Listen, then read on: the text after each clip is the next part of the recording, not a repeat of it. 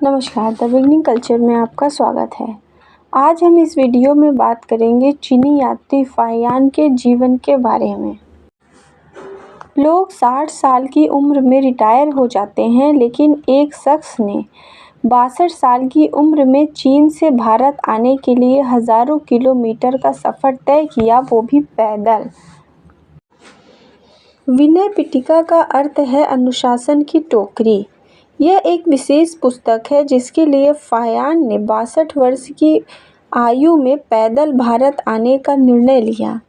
इस पुस्तक में भिक्षुओं के पालन के लिए अनुशासनात्मक नियम और दिशा निर्देश थे, लेकिन उन्होंने एक किताब के लिए इतनी लंबी दूरी क्यों तय की? इस प्रश्न के उत्तर के लिए हमें फाहियान के बचपन को फिर से देखना होगा।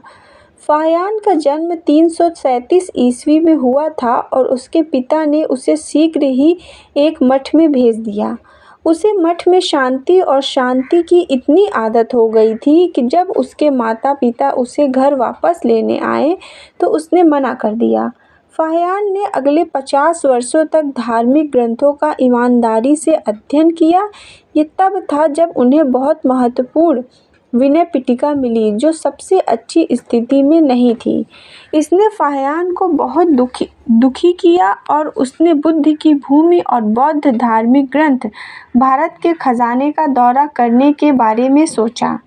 4 और भिक्षु उसके साथ जाने के लिए तैयार हो गए और वह अपनी उम्र की चिंता किए बिना भारत के लिए निकल पड़े।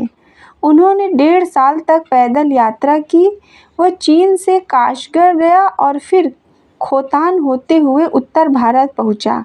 अपने सफ़र के दौरान उन्हें कई चुनौतियों का सामना करना पड़ा, लेकिन सबसे बड़ी चुनौती अब उनके सामने थी, महान हिमालय। हिमालय को पैदल पार करना घातक साबित हो सकता था और फाहियान के पास अपनी इच्छा शक्ति के अलावा कोई संसाधन नहीं था। हिमालय की चढ़ाई और कड़ाके की ठंड ने उसकी सीमा तक परीक्षा ली। उनके एक साथी यात्री ने ट्रेन के दौरान अपनी जान गंवा दी। उन्होंने दूसरों को मरने से पहले आगे न बढ़ने की चेतावनी दी। 63 साल के फाहियान के लिए आगे जाए या न जाए यह मुश्किल फैसला था, लेकिन वह किसी भी कीमत पर विनय पिटका को खोजना चाहते थे। उन्होंने हार स्वीकार किए बिना ट्रेकिंग जारी रखी और अंत में उन्हें सफलतापूर्वक पार कर लिया। फिर वह किताब की तलाश में एक मठ से दूसरे मठ में गया। फाहियान लगभग 4 वर्षों बाद मथुरा पहुंचा। वह अब 66 वर्ष के हो चुके थे। उन्होंने अपनी पुस्तक में मथुरा को मा ताउ लो के रूप में संदर्भित किया, जिसका अर्थ है मोर का शहर। वे लिखते हैं कि मथुरा के दक्षिण में स्थित राज्य को मध्य देश कहा जाता था। इसके मथुरा से पाटलिपुत्र तक के क्षेत्र को कवर किया। फाहियान ने उन चीज़ों के बारे में लिखा जो अब मौजूद नहीं हैं।